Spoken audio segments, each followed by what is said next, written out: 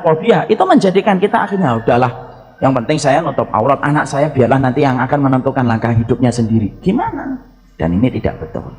Makanya inilah yang menjadikan kita paham dari pakaian yang kita bahas dari penduduk surga. Disitulah kita memahami sebuah kesimpulan besar.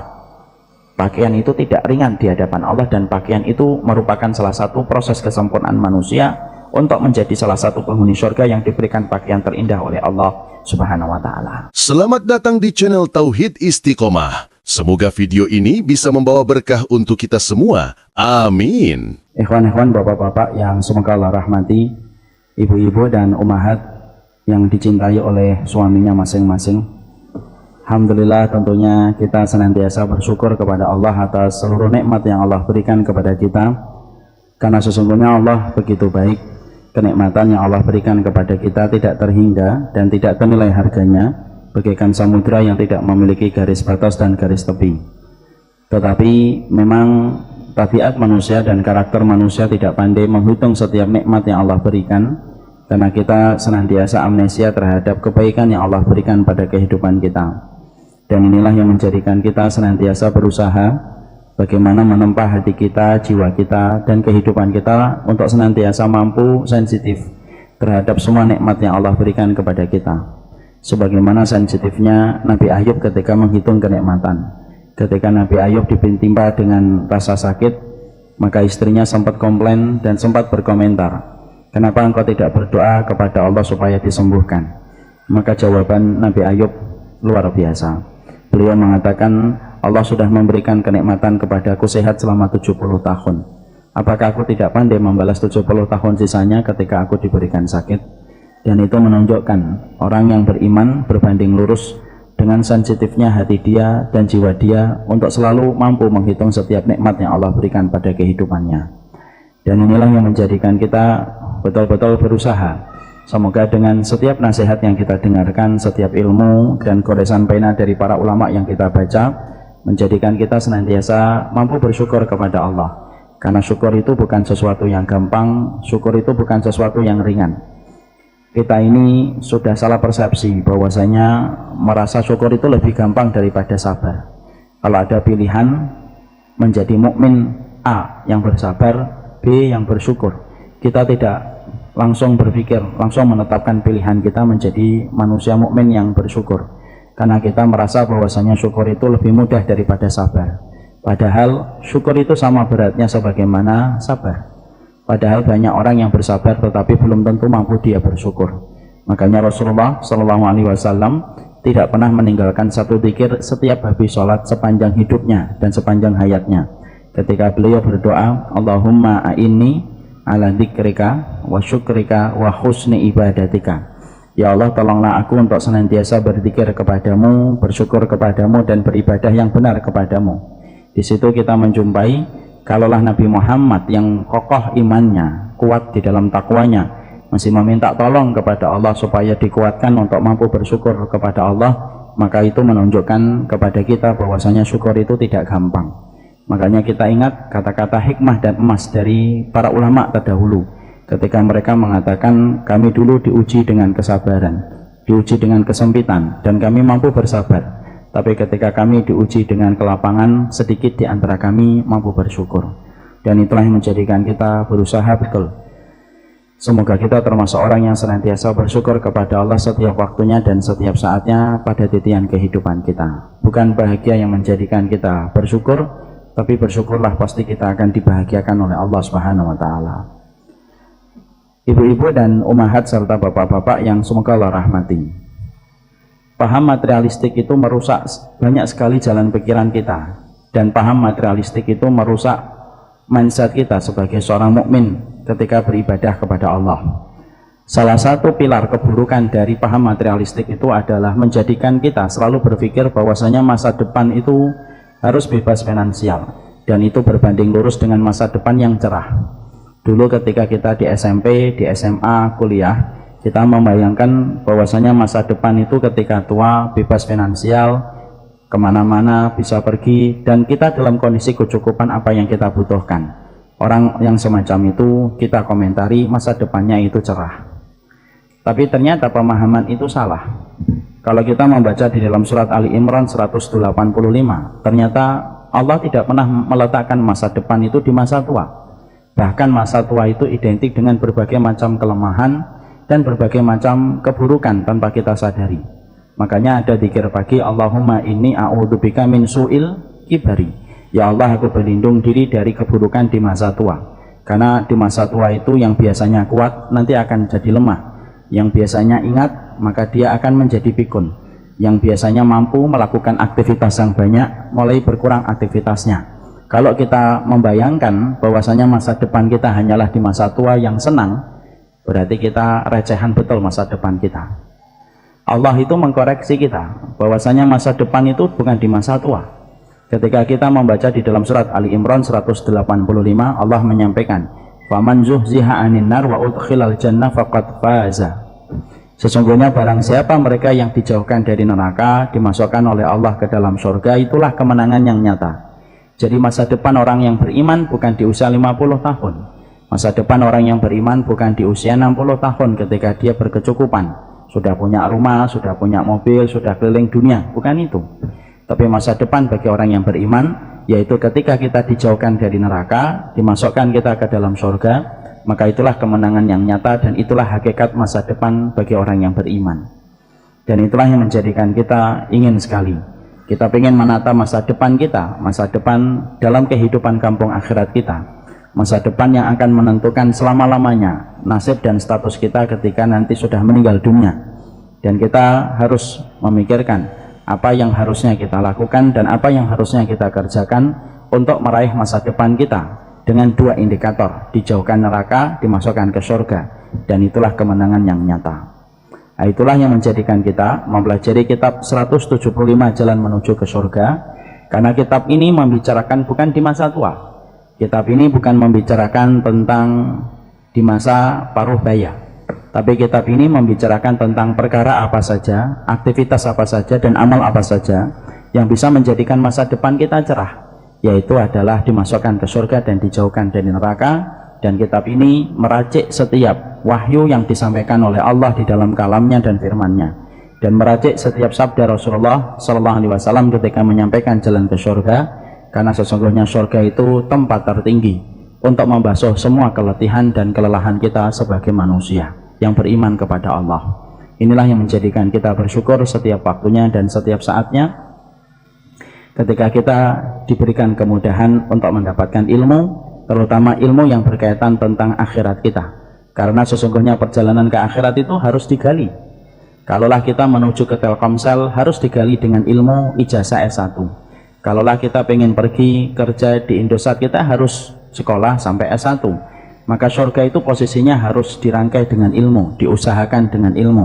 Dan itulah yang menjadikan kita beruntung kalau kita diberikan kesempatan mengkaji kitab ini. Dan ini merupakan kitab yang menyampaikan kepada kita rumpun-rumpun ilmu dari firman-Nya Allah dan sabdanya Rasulullah, supaya perjalanan kita betul-betul sampai kepada surga yang kita cita-citakan dalam setiap doa dan permohonan kita. Nah, itulah yang menjadikan kita membahas 175 jalan ke surga. Sekarang mari kita buka.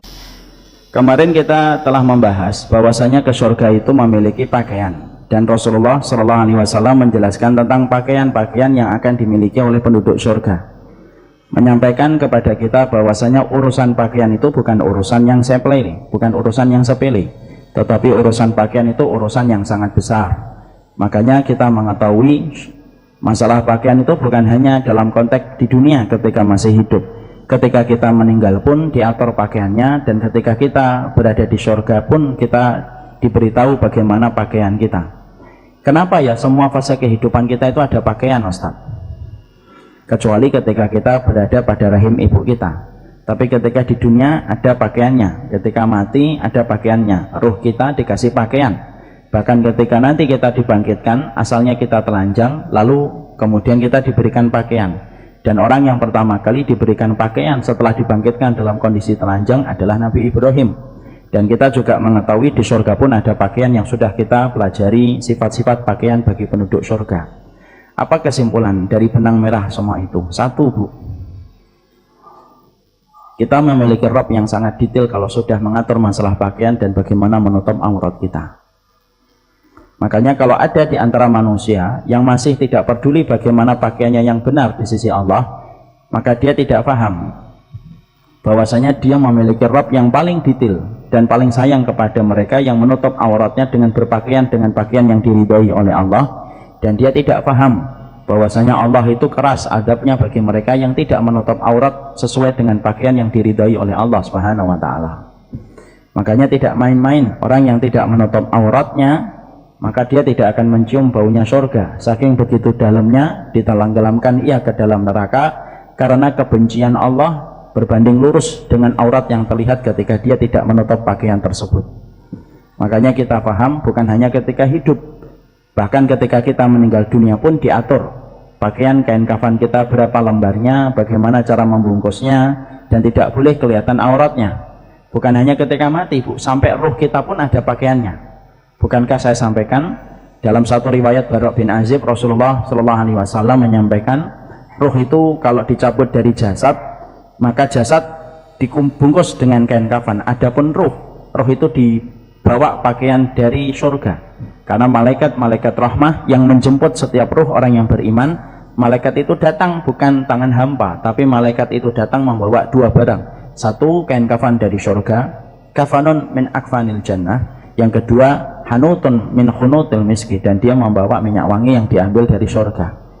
Kalaulah ruh saja orang yang meninggal dunia dibahas, ditutup pakai pakaian, itu menunjukkan kepada kita pakaian dan pakaian menunjukkan kepada kita urusan pakaian itu bukan urusan yang remeh, urusan pakaian itu bukan urusan yang sepele dan bukan urusan recehan, tapi urusan pakaian itu urusan yang besar di hadapan Allah Subhanahu wa taala.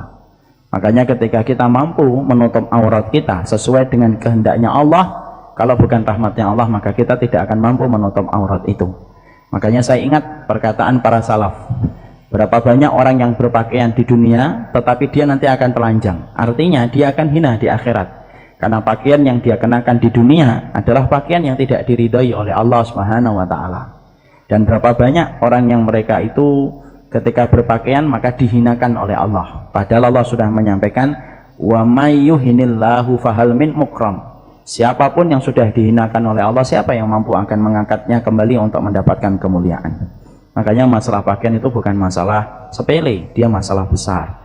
Makanya sampai kita di surga pun diatur bagaimana pakaian kita, diceritakan bagaimana pakaian kita, supaya memberikan kepada kita bahwasanya pakaian yang menutup kita di dunia itulah yang akan menjadi sebab kita akan mendapatkan pakaian-pakaian indah dalam kehidupan di akhirat. Orang yang tidak menutup auratnya dengan pakaian yang diridhai oleh Allah Subhanahu wa taala, maka sesungguhnya susah membayangkan di dalam bayangan dan asumsi kita. Orang kalau dia tidak menutup auratnya susah akan membayangkan dirinya itu mendapatkan pakaian di akhirat. Karena kewajiban yang Allah bebankan kepada dia di dunia saja untuk berpakaian dan menutup auratnya, maka dia tidak kerjakan. Maaf Ibu, jilbab dan menutup aurat bukan lambang kesempurnaan, tetapi sarana menuju kesempurnaan. Banyak masyarakat kita ketika melihat orang yang menutup auratnya sering berkomentar, banyak kok orang yang pakai jilbab masih melakukan hal-hal yang tidak bermanfaat. Nah, sebentar.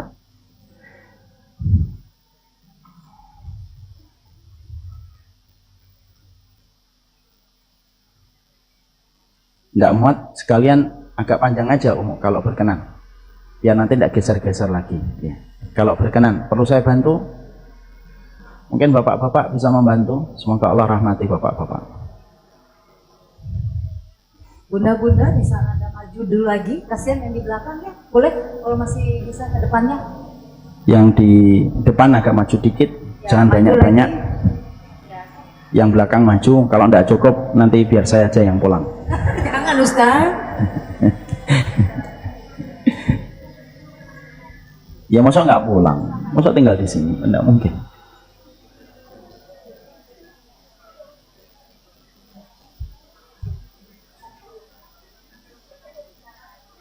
Ayo yang di belakang, kalau mau maju silakan.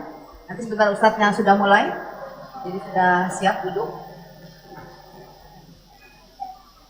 Apa?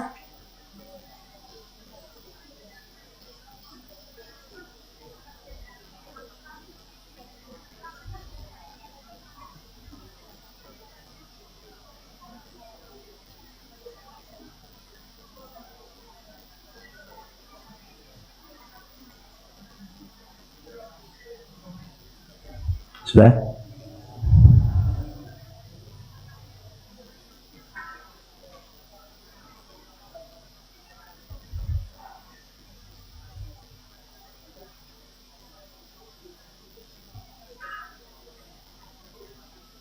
Sudah. Disitulah kita memahami bahwasanya di dalam berpakaian ada sebuah proses kesempurnaan manusia. Anda tidak menutup fakta dan tidak menutup data yang ada di lapangan bahwasanya ada orang yang berjilbab ketus cara dia bicara. Ada pula yang berhijab syar'i tetapi gampang menghujat setiap orang yang tidak sama. Ada pula orang yang berpakaian syar'i tetapi tidak memiliki akhlak-akhlak yang mulia yang harusnya melekat bersama dengan melekatnya jilbab yang dia miliki ketika menutup auratnya. Disitulah kita sering mendapati ketidaksempurnaan orang ketika menutup auratnya dengan jilbab menjadi alasan sebagian orang untuk tidak menutup auratnya dengan hijab yang syar'i karena kecewa melihat orang yang berhijab tidak sesuai dengan persepsi yang dia dapatkan.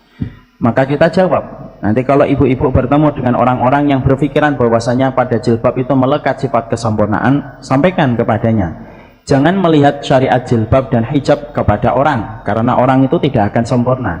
Tapi kamu harus melihat kepada jilbab dan hijabnya yang syar'i, itu adalah syariatnya yang sempurna. Adapun orangnya, dia sedang menuju kepada proses kesempurnaan. Kekecewaan saya, kekecewaan ibu melihat ada orang yang berhijab syar'i tetapi melakukan tindakan-tindakan yang tidak semestinya, maka tidak boleh bagi kita untuk meninggalkan syariat Allah, karena urusan aurat dan urusan hijab bukan urusan yang kecil, itu urusan yang besar di hadapan Allah Subhanahu wa taala.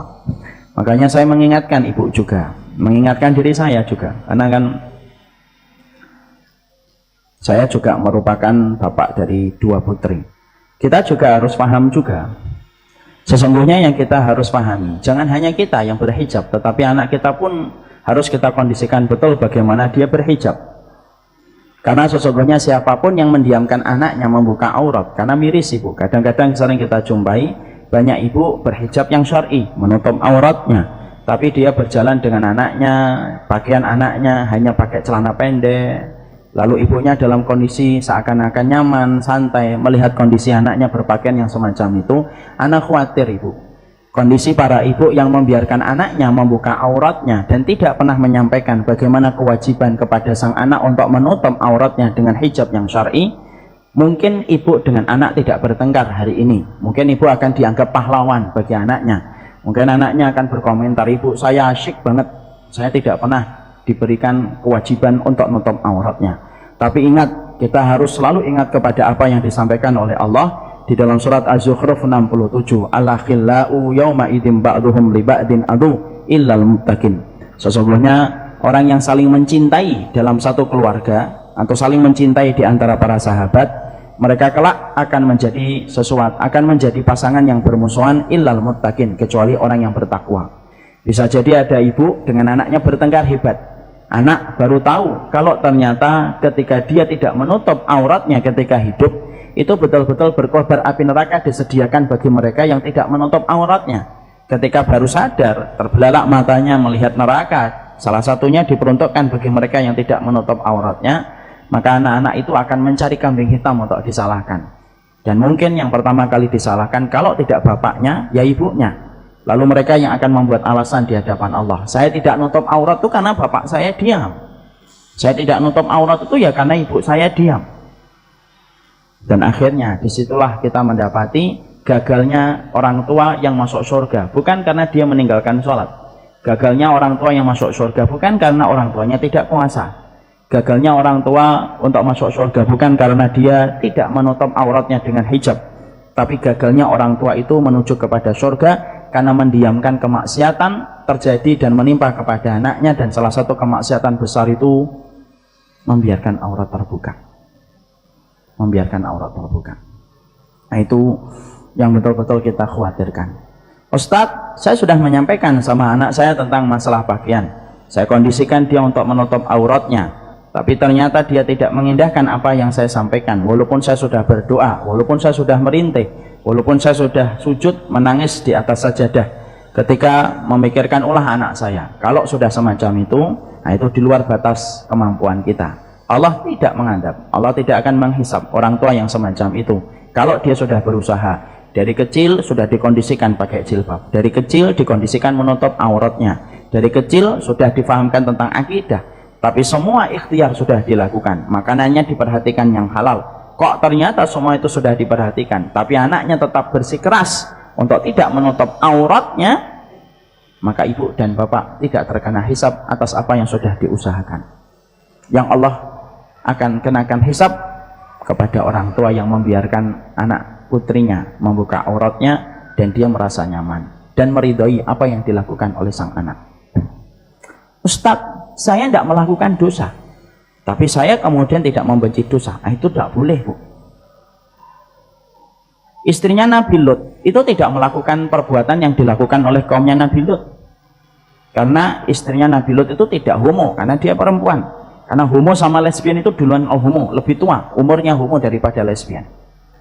Istrinya Nabi Lut tidak melakukan homo, tapi apa yang menjadikan Allah itu menetapkan istrinya Nabi Lut itu sebagai kaum yang durhaka dan tidak diajak untuk keluar dari kota sebelum kota itu dibalik oleh malaikat? Simple, istrinya Nabi Lut itu melihat penyimpangan yang dilakukan oleh kaumnya Nabi Lut, dia tidak membenci, dia tidak mengingkari. Bahkan ketika suaminya mendapatkan tamu yang begitu rupawan dari malaikat yang berwujud manusia, yang membocorkan tamu itu adalah istrinya Nabi Lut kepada kaumnya, suami saya kedatangan tamu yang sangat rupawan yang kalian bisa melampiaskan syahwatnya. Walaupun istrinya Nabi Lut tidak melakukan homo, tetapi dia tidak mengingkari perbuatan yang dilakukan oleh kaumnya Nabi Lut, tidak membenci apa yang dilakukan oleh kaumnya Nabi Lut, maka Allah berikan hukuman yang sama dengan kaumnya Nabi Lut ketika diangkat ke langit lalu dibalikkan, dan salah satu yang dibalikkan itu adalah istrinya Nabi Lut. Apa yang kita jumpai pelajaran di situ? Ada orang yang terkadang dia menutup auratnya, tapi dia tidak merasa risih kalau ada orang tidak menutup auratnya. Ketika putrinya, ketika anak-anak yang dia lahirkan tidak menutup auratnya, dia memaklumi, udahlah memang zamannya gini kok, anak milenial gitu loh. Dia memaklumi, walaupun ibunya menutup auratnya, walaupun dia tidak membuka auratnya, tetapi memaklumi perbuatan dosa itu posisinya kurang lebih hampir sama dengan istrinya Nabi Lut. Dia tidak melakukan homo, istrinya Nabi Lut. Istrinya Nabi Lut tidak juga kemudian melakukan perbuatan itu, tapi istrinya Nabi Lut memaklumi yang dilakukan oleh kaumnya Nabi Lut, dan dia tidak mau resek dengan kaumnya Nabi Lut. Tapi Allah menempatkan istrinya Nabi Lut sama dengan kaumnya Nabi Lut. Di situ kita harus paham apa pelajaran besar untuk kita selaku orang tua. Banyak orang tua, banyak ibu, dia nutup aurat, tapi kalau kemudian dia melihat putrinya tidak nutup auratnya, tapi kemudian dia meridhoinya, memakluminya, dan tidak ada pengingkaran sedikit pun di dalam hatinya, anak khawatir kalau itu orang tuanya adalah saya, kalau itu orang tuanya adalah istri saya, berarti saya, istri saya mirip dengan istrinya Nabi Lut, tidak melakukan dosa, tidak melakukan homo, tetapi memaklumi perbuatan yang dilakukan oleh kaumnya Nabi Lut. Allah pisahkan dan Allah bedakan antara Lut dengan istrinya. Jadi kalau ada di antara ibu-ibu kok menjumpai anaknya belum menutup aurat, itu tidak boleh memaklumi, mengingkari, walaupun mengingkarinya dengan wajah yang tulus, baik, tetap, tapi tidak boleh memakluminya. Ibu itu sedih, nak, tapi kalau memang kamu susah diberitahu, ibu tidak akan pernah berhenti untuk memberitahu. Nah, itu harus dimiliki.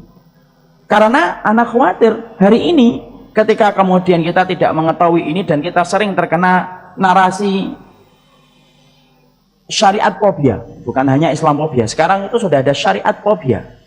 Kalau kemudian kita sudah kena tataran syariat fobia, itu menjadikan kita akhirnya udahlah, yang penting saya nutup aurat anak saya, biarlah nanti yang akan menentukan langkah hidupnya sendiri. Gimana? Dan ini tidak betul. Makanya inilah yang menjadikan kita paham dari pakaian yang kita bahas dari penduduk surga. Disitulah kita memahami sebuah kesimpulan besar. Pakaian itu tidak ringan di hadapan Allah, dan pakaian itu merupakan salah satu proses kesempurnaan manusia untuk menjadi salah satu penghuni surga yang diberikan pakaian terindah oleh Allah Subhanahu wa Ta'ala. Pakai cadar atau tidak pakai cadar, Ustaz? Nah, ini kan nanti, mungkin nanti ada yang nanya. Sebelum ada yang nanya, saya jawab duluan. Ya. Maka pakai cadar dan tidak cadar itu perbedaan para ulama. Fikih itu luas, yang sempit itu kontrakan kita, yang sempit itu hati kita. Siapa yang mengatakan cadar itu wajib? Yang mengatakan cadar wajib dua, Imam Ahmad dengan Imam Syafi'i. Jadi kalau Syafi'i, kalau fikihnya kita fikih Syafi'i itu sebenarnya bercadar wajib. Tapi kadang-kadang orang mengatakan kami Syafi'i, tapi justru tidak paham fikihnya Syafi'i. Nah, itu salah satunya saya mungkin. Jadi kalau Ahmad dan Syafi'i mengatakan cadar itu wajib. Kalau Imam Abu Hanifah dan Imam Malik mengatakan itu mustahab, sunnah. Istri saya bercadar, tapi tidak mengambil pendapatnya Imam Ahmad. Beliau mengambil pendapatnya Imam Abu Hanifah dan Imam Malik yang mengatakan cadar itu sunnah. Saya memberikan kebebasan, tapi saya menginginkan memang dari awal sih pengennya bercadar. Kenapa Ustadz? Supaya kecantikan istri saya itu hanya saya yang melihatnya. Sorry ya. Istri saya hari ini ikut. Nah, jadi maka kemudian sesungguhnya cadar itu hukumnya berbeda pendapat. Jadi jangan kemudian mengatakan cadar itu radikalisme ekstrim. Sejak kapan radikalisme itu diidentikan dengan pakaian? Terorisme itu tidak memiliki pakaian.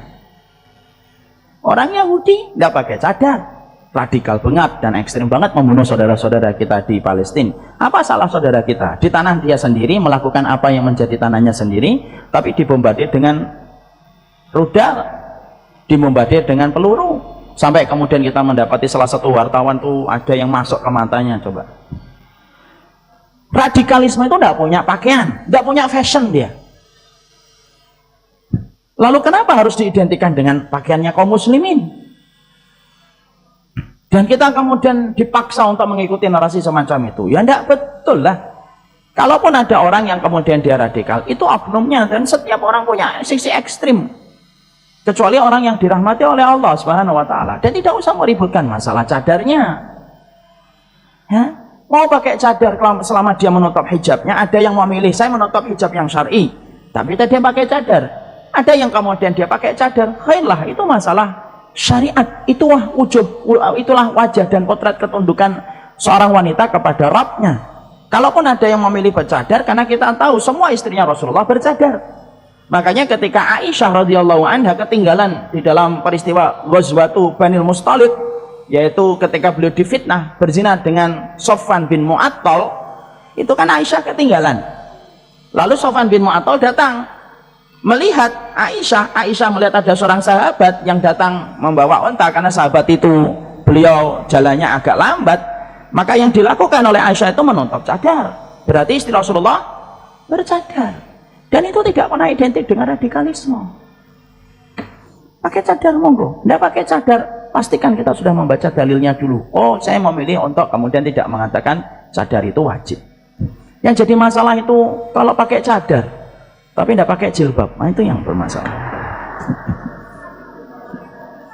Tahu ya, pakai cadar, pakai jilbab. Biasanya kalau dibuka helmnya, itu kelihatan rambutnya. Allah alam bisawab. Sekarang mari kita buka halaman 29. Kita akan membahas tentang sifat ranjang-ranjang di surga dan dipan-dipan mereka. Tentunya ini merupakan bagian dari kesempurnaan surga. Membicarakan tentang ranjang dan membicarakan tentang dipan yang sesuai dengan konteks keindahan di surga. Ranjangnya sesuai dengan ranjang yang sesuai dengan konteks keadaan di surga. Kemudian dipannya yang sesuai dengan konteks keindahan di surga. Mungkin kita bertanya, Ustadz, di surga ada tidur? Nah, sebagian ulama mengatakan tidak ada tidur. Lalu kenapa ada ranjang? Nah, ini ranjang yang diperuntukkan bagi setiap pasangan-pasangan keluarga yang ada di surga ketika mereka saling mencampuri dengan keluarga mereka. Karena salah satu di antara kenikmatan di surga, seorang suami akan mencampuri istrinya dengan kekuatan 100 kali lipat daripada kekuatan laki-laki yang paling kuat ketika di dunia, dan istri pun akan kemudian merasakan kenikmatan yang lebih ratusan kali daripada kenikmatan yang dia rasakan ketika di dunia. Itulah fungsi ranjangnya. Tapi kemudian tidak ada tidurnya. Maka itulah yang kita peroleh. Ibu, saya akan sampaikan sebuah riwayat yang kita bisa merenung. Allah itu memiliki berapa rahmat? Ada yang tahu? Allah memiliki rahmat atau tidak memiliki rahmat? Saya ulangi, ini adalah kalimat pertanyaan. Apakah Allah memiliki rahmat? A. Memiliki, B. Tidak memiliki. Siapa yang mengatakan A? Angkat tangan. Memiliki rahmat. Alhamdulillah. Yang tidak menjawab diwakili sama yang menjawab. Memiliki rahmat. Jumlah rahmatnya Allah berapa? A 100, B 99, C 33. Siapa yang jawab 100? Siapa yang jawab 99? Siapa yang jawab 33? 33 ada. Kayak yang menjawab 33 berarti tidak bisa membedakan antara tasbih habis sholat dengan rahmatnya.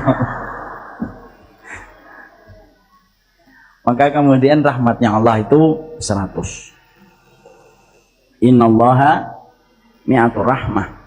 Allah itu memiliki 100 rahmat. 100 rahmat, apakah Allah sudah menggunakan 100 rahmat itu? Belum. Allah baru menggunakan 1 rahmat. 1 rahmat ini menjadikan setiap orang saling mencintai. Dari semenjak Nabi Adam sampai nanti orang yang terakhir kali melihat matahari terbit dari arah barat dan terjadinya hari kiamat. 1 rahmat menjadikan orang saling mencintai. Menjadikan seorang ibu mencintai anaknya, rela tidak tidur supaya memastikan anaknya tidur. Menjadikan seorang ibu memastikan anaknya makan walaupun dia tidak makan. Menjadikan seorang ibu memastikan anaknya berpakaian walaupun kadang-kadang pakaian dia compang-camping. Itu 1 rahmat, dibagi sebanyak itu. 1 rahmat itu yang pula menjadikan harimau tidak menerkam anaknya, yang menjadikan monyet tidak mencakar-cakar anaknya, yang menjadikan ular tidak memakan kemudian telurnya. Itu 1 rahmat, dibagi sedemikian banyaknya dari semenjak Nabi Adam sampai nanti orang yang terakhir ketika melihat kiamat ditegakkan. 1 rahmat itu yang menjadikan seorang laki-laki dengan seorang perempuan dalam pernikahan kadang-kadang mentok. Berapa banyak perempuan yang suka berkata, saya sudah tidak bisa berpindah ke lain hati. Ya, dan berapa banyak seorang suami laki-laki yang kemudian suka berkata, selain Allah dan Rasulnya, engkaulah wanita yang aku puja setelah ibuku. Nah, ada. Itu 1 rahmat. Dibagi-bagi dalam konteks yang tadi saya terangkan. Macan tidak nerkam anak dari semenjak Nabi Adam. Laki-laki senang sama wanita, istri senang sama suami, cinta mentok sama istrinya, harimau tidak menerkam anaknya. Itu 1 rahmat. Yang menjadikan maaf, seseorang itu kemudian melakukan malam pertama. Itu 1 rahmat.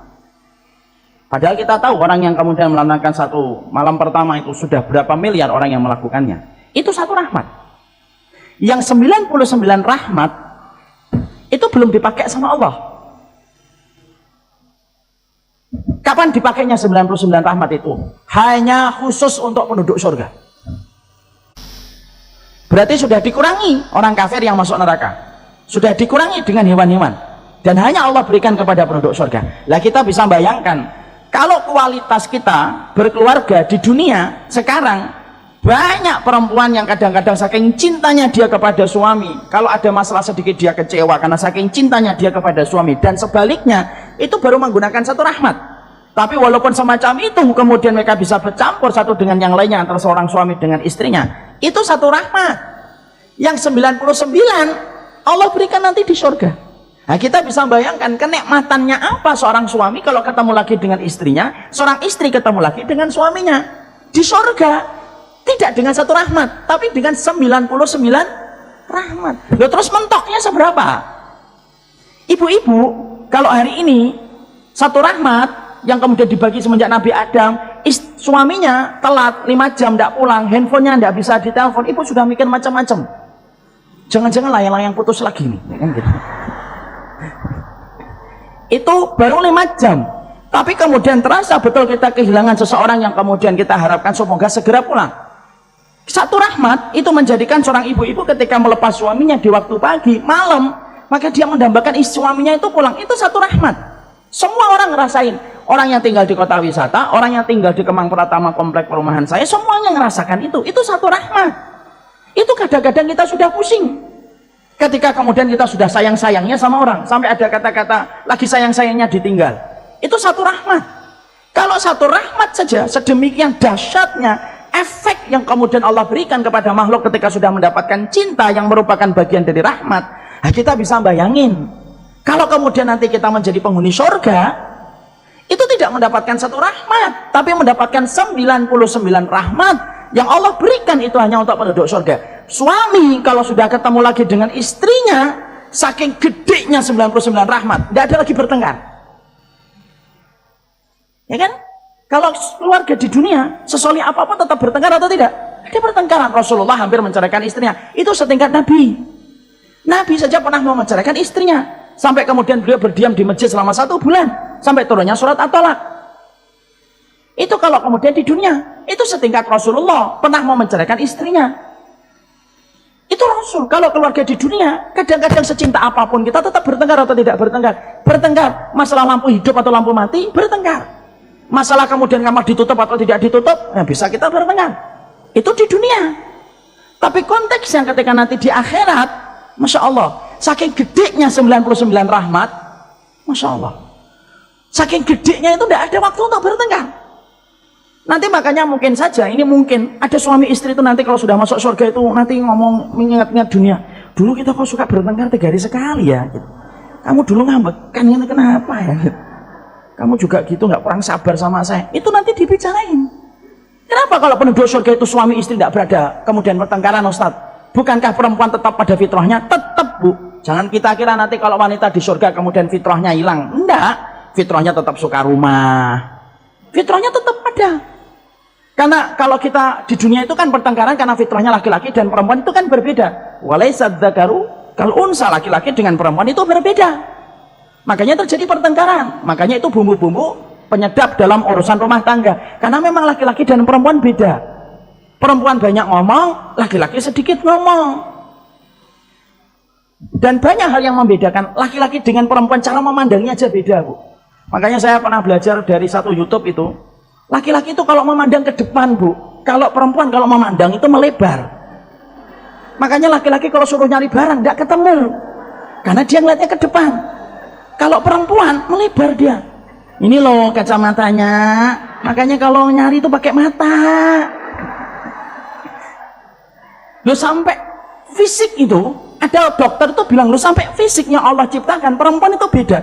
Pupilnya dan mata korneanya itu beda, dia membesar dia. Makanya kalau perempuan diajak jalan sama laki-laki, suaminya jalan, suaminya sudah ngomong, tuh gedungnya. Perempuan ngomong, yang mana? Itu loh yang mana? Itu penciptaannya berbeda. Makanya kadang-kadang ada gesekan. Kalau di akhirat fitrahnya tetap, Bu. Laki-laki tetap kemudian senang kepada wanita, makanya Allah ciptakan bidadari. Perempuan senangnya kepada rumah, makanya Allah berikan rumah. Asiyah binti Muzahim kasih rumah, Khadijah dikasih rumah. Kalau laki-laki itu kan seringnya berkata apa? Saya tidak apa-apa nggak dapat rumah di surga, Ustaz. Yang penting dapat bidadari. Itu kan laki-laki. Tenang Pak, saya bilang Pak. Kalau perempuan, enggak. Perempuan itu enggak penting bidadari. Yang penting adalah rumah. Fitrahnya tetap. Tapi pertanyaan kita, kenapa tidak ada pertengkaran ketika di surga, Ustaz? Karena antum dan istri antum, ibu dengan suaminya ibu, mendapatkan kobaran cinta itu 99 rahmat. Saking gedenya rasa cinta, gede banget 99 ini. Wong satu aja menjadikan kita sudah kayak gini senangnya kalau mendapatkan istri sesuai dengan ekspektasi kita dan sebaliknya.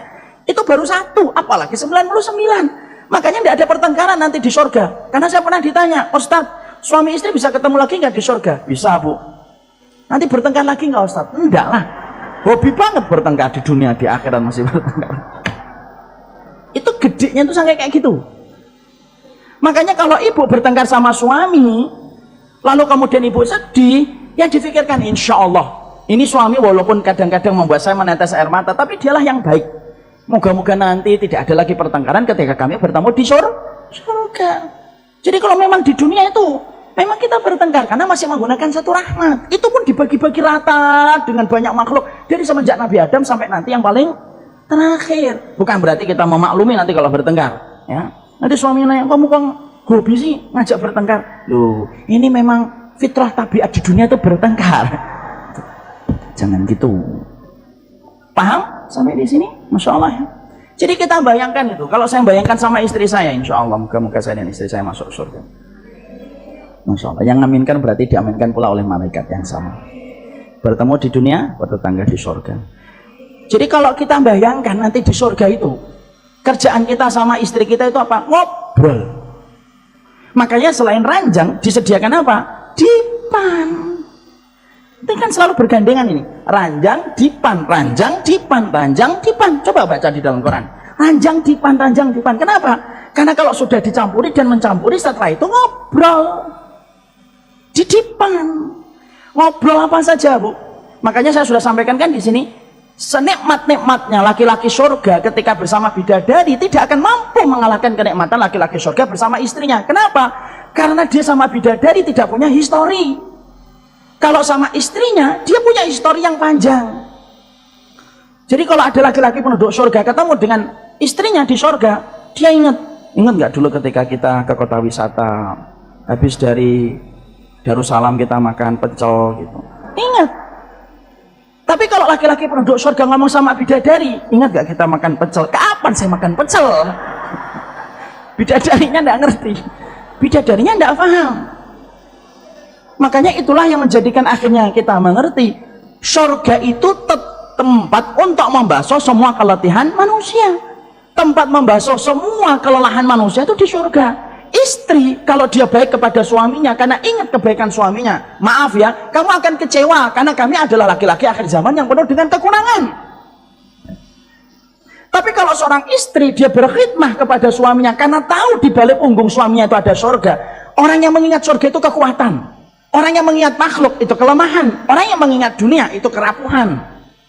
Makanya Nabi kalau kemudian memberikan kondisi dan memotivasi para sahabat Nabi, itu yang diingatkan Nabi itu cuma surga, simple. Ya Nabi kalau kita berjuang bagaimana? Surga. Ada perempuan yang ngadu tentang suaminya, kemudian Rasulullah cuma mengatakan innama huwa jannatuki wa naruki. Itu adalah surgamu dan nerakamu selama dia tidak melakukan dosa-dosa besar, tidak berzina, tidak minum khamr, tidak jadi dukun, tidak menentang syariat. Dia itu pintu surgamu dan nerakamu. Makanya ketika seorang wanita dia berbuat baik kepada suaminya karena tahu ada 8 pintu surga yang menantinya, itu harga yang paling luar biasa untuk membayar setiap keletihan seorang istri ketika khidmah kepada suaminya. Makanya saya sampaikan kan, ternyata saya itu 1 bulan lalu membedah hadis. Kenapa Nabi kalau ditanya, ya Rasulullah, apa kriteria wanita solihah? Nabi itu tidak mengatakan yang banyak sholat sunnahnya, yang banyak kemudian puasa sunnahnya. Enggak, Nabi nggak jawab gitu. Tapi Nabi ketika ditanya, ya Rasulullah, apa wanita solihah itu? Yang apabila kamu memandangnya itu menyenangkan. Loh, Nabi tidak nyebutin sholat sunnah, Nabi tidak nyebutin cadar, Nabi tidak nyebutin puasa sunnah. Tapi Nabi ditanya, apa kriteria wanita solihah itu ya Rasulullah? Nabi cuma mengatakan, kamu kalau melihatnya menyenangkan. Coba Bu, Ibu pikir nggak? Pernah nggak Ibu mikir, kenapa yang disebutkan Nabi itu malah wajah? Padahal kan selama ini kalau kita ngajikan sering dengarnya apa? Kriteria kesolihan itu ya sholat sunnah, puasa sunnah. Ya memang itu juga harus dikerjakan. Bukan berarti habis ini tidak ngerjain. Senyum tok. Tidak pernah sholat sunnah. Mi nggak sholat sunnah, Mi. Bu nggak sholat sunnah, Bu. Tidak, Bi. Tidak gitu juga. Tapi yang menarik adalah kita mentadaburi hadis Nabi. Ternyata para salaf itu mengatakan, karena wanita ketika dia sudah menyenangkan dipandang suaminya, berbagai macam dosa di luar itu dipadamkan sama Allah ketika seorang laki-laki sudah mendapati istrinya itu menyenangkan bagi hatinya. Ibaratnya 1000 perempuan yang bersolek dengan kemaksiatan untuk menjebak suaminya, itu dipadamkan oleh Allah ketika seorang istri mampu untuk memberikan senyuman yang terbaik untuk suaminya. Itu kata para ulama, bukan kata saya. Dicek lagi dalam hadisnya. Makanya Masya Allah ya, sampai saya pernah itu ada seorang ikhwan itu cerita sama saya, ini udah lama ini, 4 bulan yang lalu. Ada salah satu ikhwan cerita, beliau punya istri 2. Dia bilang, istri pertama saya Ustaz, Masya Allah, kalau sudah ibadah jangan tanya, luar biasa dalam ibadah, tapi sering menjengkelkan dan membuat saya marah. Istri kedua saya, kata beliau, tidak sebanyak yang pertama ibadahnya, tapi selalu menyenangkan. Saya ditanya, yang paling afdal yang mana Ustaz? Ana tidak ngerti jawabannya saat itu. Saya tidak paham Pak, wallahu a'lam bishawab. Sampai saya mengkaji perkataan Rasulullah SAW, kenapa seorang istri solihahnya tidur dengan wajah yang menyenangkan.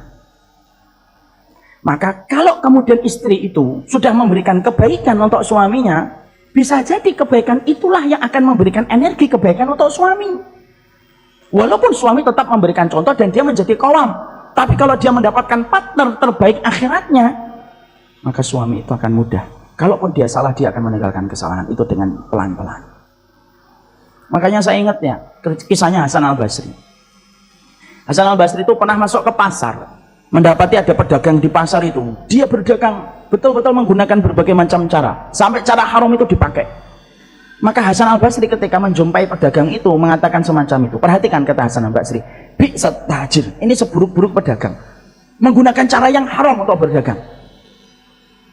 Setelah itu kemudian beberapa tahun kemudian Allah takdirkan Hasan al-Basri rahimahullahu ta'ala, seorang tabi'in, balik lagi ke tempat itu.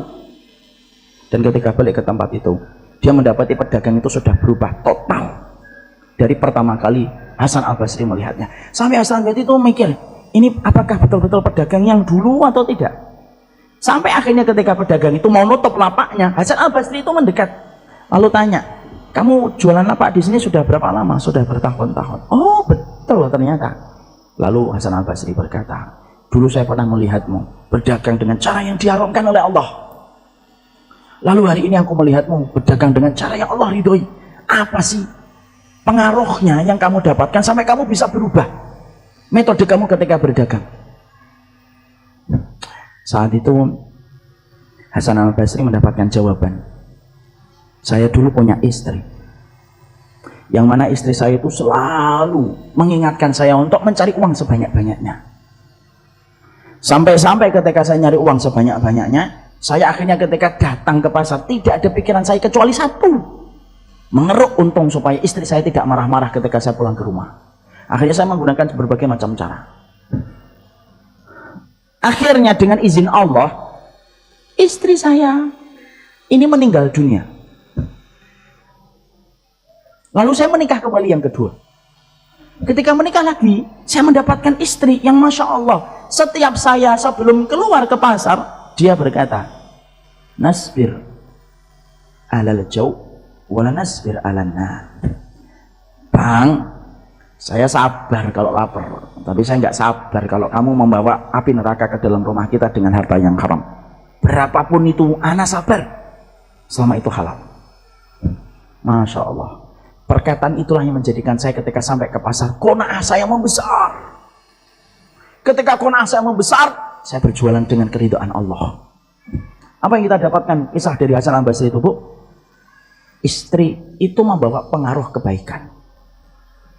Makanya kenapa istri di dalam Quran itu bisa disebut musuh, bisa disebut ujian, bisa disebut qurrata ayun. Kan gitu dalam surat yang kita baca. Ayo kita buka di dalam Quran. Surat At-Taghabun kita baca. Supaya kita kembalikan semuanya kembali kepada Al-Quran.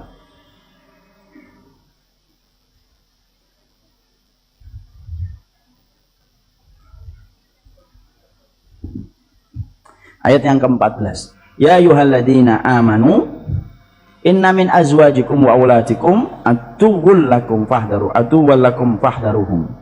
Makanya Allah menyampaikan dalam surat At-Taghabun ayat yang ke-14, yaitu adalah surat yang ke-64, kita mendapati bahwasanya Allah sudah menyampaikan sebagian dari istri-istri kita dan anak-anak kita itu menjadi musuh bagi kita. Nah, itulah yang menjadikan akhirnya kita memahami. Inilah yang menjadikan seseorang itu kembali ke tadi. Mari kita buka. Maka sesungguhnya sifat ranjang-ranjang itu adalah tempat percampurannya suami istri ketika nanti di surga. Ya, jadi suami istri nanti bercampur, Ustaz? Iya. Dan sesungguhnya wanita-wanita dunia yang memasuki surga itu Allah akan jadikan tetap terus menjadi gadis dan menjadi perawan, walaupun habis dicampuri oleh suaminya, dan itu mudah bagi Allah, dan itu kecil bagi Allah. Makanya kan saya sudah menyampaikan berapa umur nanti kita kalau masuk ke surga. Umurnya kita itu nanti kalau masuk surga itu 30 sampai 35, karena fisik laki-laki dan perempuan itu mengalami kematangan fisiknya itu ya umur segitu. Walaupun dulu ketika di dunia lakinya umur 50, dia umur 25 perempuannya. Itu nanti kalau di akhirat mereka dijadikan satu umur. Dan dijadikan istrinya dalam kondisi, selalu dalam kondisi menjadi gadis kembali. Ditopang 99 rahmat. Masya Allah. Terus, Ustadz, itu berarti suami istri nanti kemudian saling bercampur? Iya. Mana dalilnya kalau suami istri nanti kemudian akan ngobrol? Ada dalilnya, dibuka surat At-Tur 52. Allah kemudian menyampaikan, Mana dalilnya bahwasanya nanti setiap penduduk surga itu, keluarga-keluarga itu nanti akan ngobrol terus.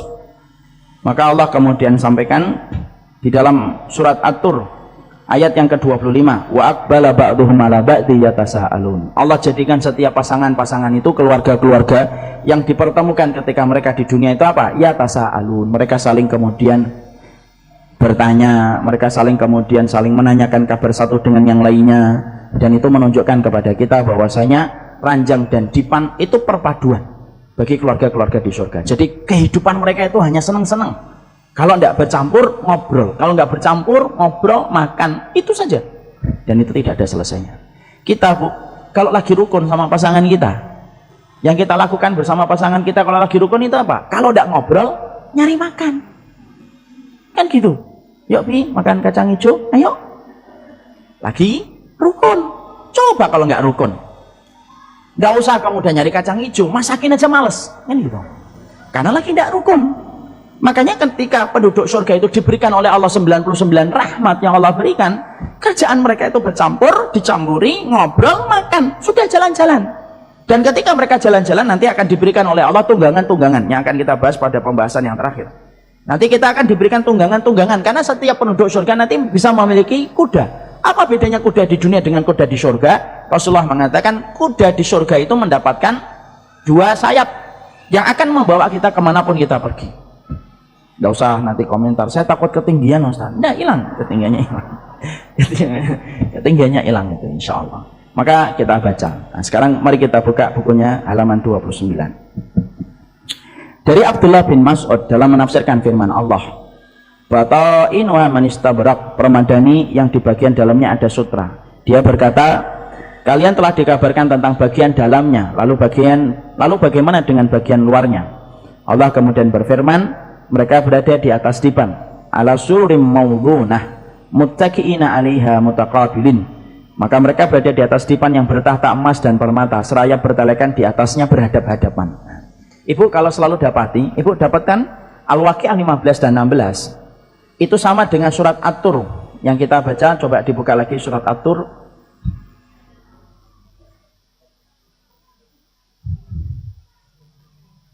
Yaitu ayat yang ke-25 tadi. Wa aqbala ba'duhum ala ba'din. Selalu Allah itu kalau menceritakan penduduk surga, Allah itu kalau menceritakan keluarga di surga itu selalu dalam format berhadap-hadapan. Kenapa Allah itu kalau menceritakan penduduk surga, keluarga-keluarga di surga, Allah selalu jadikan kata-katanya itu saling berhadap-hadapan? Karena mereka itu ngobrol terus, Bu. Dan tidak disibukkan dengan apapun kecuali obrolan. Itu di surga. Kalau kita berhadap-hadapan di dunia itu kan bisa jadi berhadap-hadapan, tapi hati kita jauh karena ada handphone. Kalau di surga enggak berhadap-hadapan, sudah. Karena hajat mereka tentang di luar itu sudah selesai. Jadi mereka berhadapan-hadapan tuh ngobrol terus. Dan saya sudah mengingatkan di sini kan, salah satu di antara kenikmatan di surga itu apa? Allah tidak pernah jadikan memori kita kalau sudah masuk ke dalam surga, memori kita tentang kehidupan di dunia itu rontok tuh tidak ada. Kalau kita ngobrol dengan istri kita, kalau di dunia, kadang-kadang kan kita lupa istri kita ngomong. Dulu kita makan di sini enak ya, Bi. Suaminya ngomong, kapan kita makan di sini?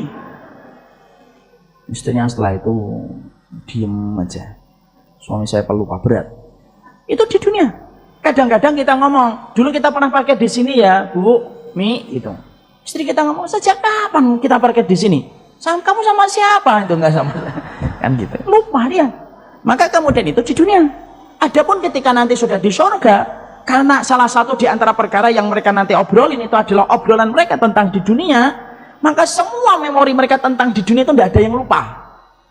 Karena kekuatan kita beda dengan kekuatan di dunia.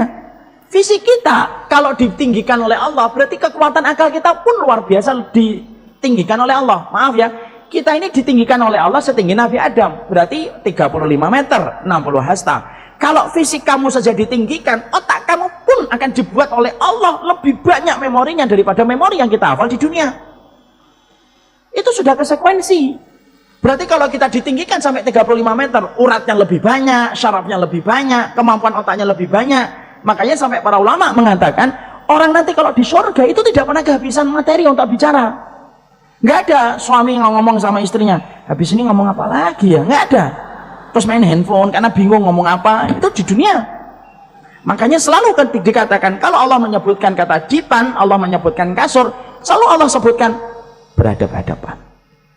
Paham di sini? Jadi nanti kalau memahami dan mentadaburi ayat itu sampai perkata-perkatanya. Kenapa Allah jadikan beradab-adaban? Karena ngobrol. Dan itu merupakan nikmat, Bu.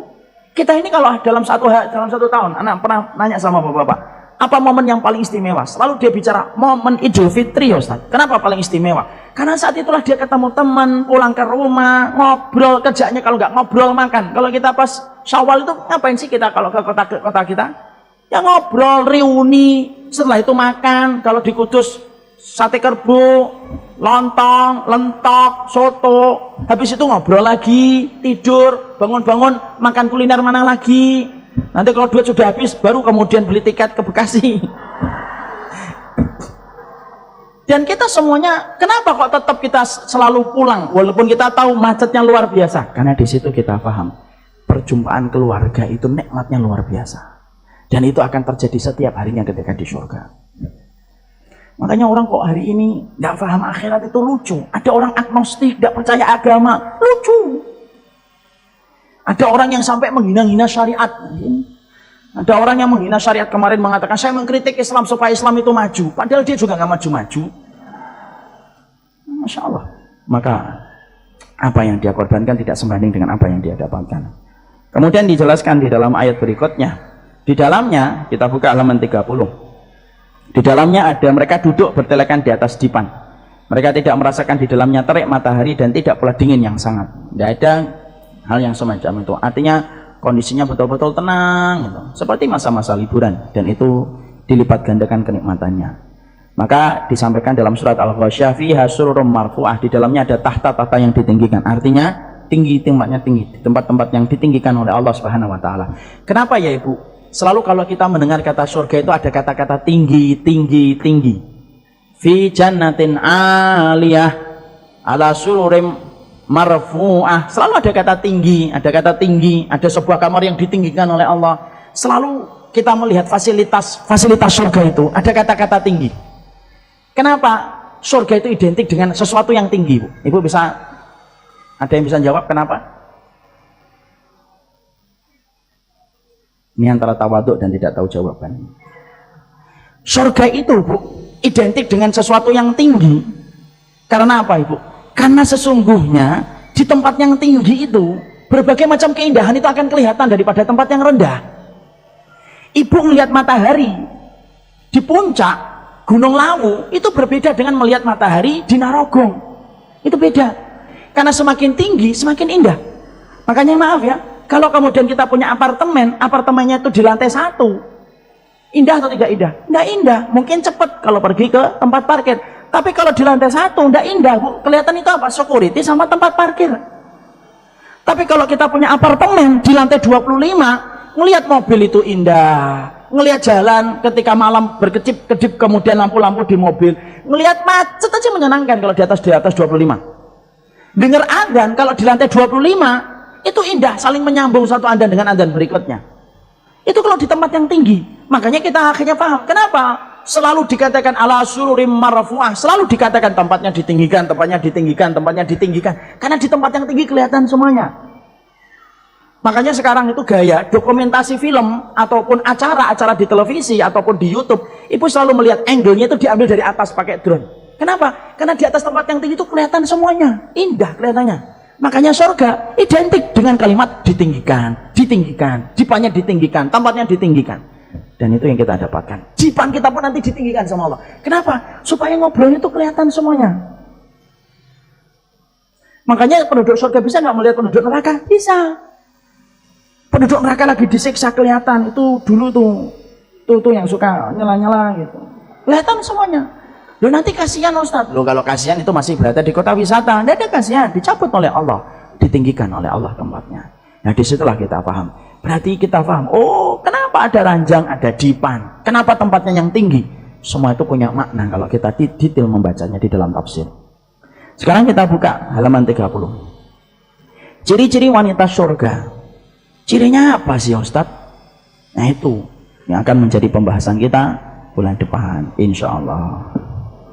Barakallahu fikum. Ini yang dapat saya sampaikan dalam pertemuan hari ini. Semoga Allah memberkahi kita, membawa kebaikan untuk kita insyaallah. Ibu-ibu yang semoga Allah rahmati, saya tetap mungkin menyampaikan karena sudah izin sama divisi muslimah beberapa waktu yang lalu. Ini rumah dakwah kita sudah kita beli walaupun pakai dana talangan dulu. Harganya 2,1 dengan renovasi dan yang lainnya 2,4 insya Allah atau 2,5. Saya mengajak keluarga besar iman ini apabila ada yang ingin ikut membantu, kami akan membuka pintu emas untuk mendapatkan jalan pintasnya ke surga. Di tempat ini Bu, nanti insya Allah akan menjadi studio dakwah. Konten-konten video akan kemudian diproduksi untuk merambah tempat-tempat yang jauh yang selama ini akses para ustadz sulit untuk datang ke sana. Akan menjadi tempat kita meeting untuk dakwah, akan menjadi tempat podcastnya dakwah, dan salah satu tempatnya adalah nanti kita peruntukkan di rumah dakwah ini, akan kita peruntukkan rumah dakwah ini adalah untuk menjadi tempat konsultasi. Karena saya banyak sekali kadang-kadang mendapatkan permintaan konsultasi Bu. Nah konsultasi ini saya kesulitan untuk nyari tempat. Kalau di rumah anak saya banyak dan dominasinya anak laki-laki Bu. Kalau lagi ngobrol ada yang di meja, ada yang di kursi, ada yang di jendela, ngobrolnya nanti tidak khusyuk. Tapi kalau di kafe, di tempat makan kadang-kadang kurang privasi. Makanya saya sempat ngomong saya ingin punya tempat konsultasi kalau ada ikhwan, orang yang ingin datang. Kadang-kadang bukan konsultasi, hanya ingin didengar aja bagaimana sih ayatnya dan hadisnya untuk membicarakan masalahnya. Dan itu butuh tempat. Ya, rumah dakwah itu menjadi tempat yang nyaman. Anak khusnudon 2,4 M itu terlalu murah kalau dipikul bersama. Banyak orang bangun diskotik itu sampai ratusan miliar, itu pun selesai Bu. Dan kita ini enggak kemudian terlalu mahal, 2,4, 2,5 dan kita sebenarnya bisa pikul bersama. Insya Allah selama kemudian dana kita berputar di tempat itu untuk kebaikan ribuan viewer, ribuan orang yang mendengar dan mendapatkan faedah, maka ribuan orang itu yang akan mendatangkan pahala dan menjadikan kita mungkin salah satu di antara penduduk surga pada waktu hari kiamat. Makanya kalau ada yang masih ingin untuk kemudian bersedekah, mendonasikan hartanya, silahkan datang, nanti saya akan berikan nomor telepon ikhwan yang ngatur tentang masalah itu. Semoga kita bisa menjadi keluarga dakwah bareng-bareng. Mungkin ibu tidak bisa berdakwah kayak saya di depan, tapi bisa jadi mungkin ibu berdakwah dengan cara hartanya yang mengalir sampai akhirnya dakwah ini sampai ke tempat yang jauh. Dakwah itu connecting people, dakwah itu mempertemukan kita dalam kebaikan. Semoga ini yang dapat kita dapatkan dalam kebaikan insya Allah. Pada pertemuan hari ini qadarullah saya ada acara kajian berikutnya waktu duhur, tempatnya agak jauh dari sini, kita cukupkan sampai 10:30. Adapun pertanyaan insya Allah kita akan fokuskan insya Allah pada bulan berikutnya. Barakallahu fikum. Ini yang dapat saya sampaikan. Subhanakallahumma wa bihamdika asyhadu an la ilaha illa